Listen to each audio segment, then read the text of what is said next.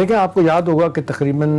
2 ہفتے پہلے شاہ محمود قریشی نے 2 بیک ٹو بیک بڑے چینلز کو انٹرویو دیے تھے اور ان کے بارے میں کہا جاتا ہے کہ بڑی سوچ سمجھ کے بات کرتے ہیں، ایسے نہیں کہیں غلطی ہو گئی تو فارن آفس تصحیح کر دے گا۔ انہوں نے بڑا سوچ سمجھ کے بات کی تھی اور سوال کا جواب ہوا تھا کہ جی جس طریقے سے منجھے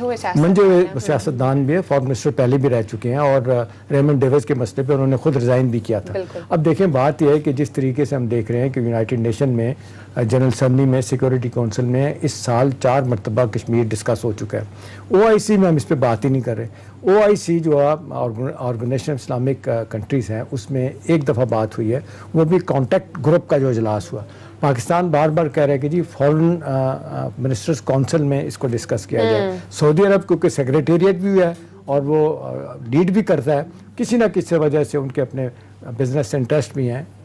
مودی کے حوالے سے بھی ان کے انٹرسٹ بھی ہیں، ان کے ملک کے حوالے سے بھی ہے، لیکن اس مسئلے پہ پاکستان بجا طور پہ محسوس کر رہا تھا کہ ہمارے ساتھ زیادتی ہو رہی ہے۔ ترکی، ملیشیا اور بہت سارے ملک پاکستان کے ساتھ اس حوالے سے کھڑا ہونا چاہتے ہیں۔ تو شاہ محمود قریشی نے یہ بات کی تھی دونوں انٹرویوز میں کہ بھی اگر ایسے ہی چلتا رہا سلسلہ تو ہم پھر باقی اسلامی ممالک کے ساتھ مل کے اس مسئلے کی طرف جائیں گے۔ تو اس کا ان کی طرف سے ریئیکشن آیا، جو بہت ساری باتیں ہوئی ہیں کہ جی $1 بلین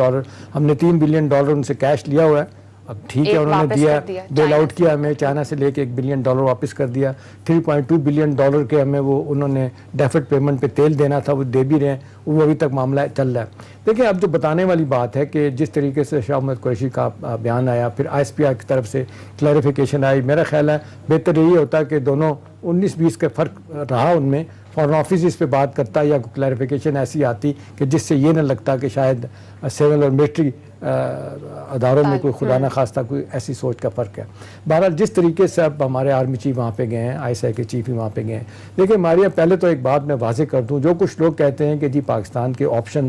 شاید نہیں ہے، اب یہ جو لیٹسٹ ڈیولپمنٹ ہوئی ہے، سعودی عرب UAE کا جو پلان کیا انہوں نے اسرائیل سے تعلقات بہتر کرنے کا، ان کو ریکگنائز کرنے کا، ہمارے آپشن اور بڑھ گئے ہیں الحمدللہ۔ As we speak I'm sure کہ آرمی چیف اور جو ہمارے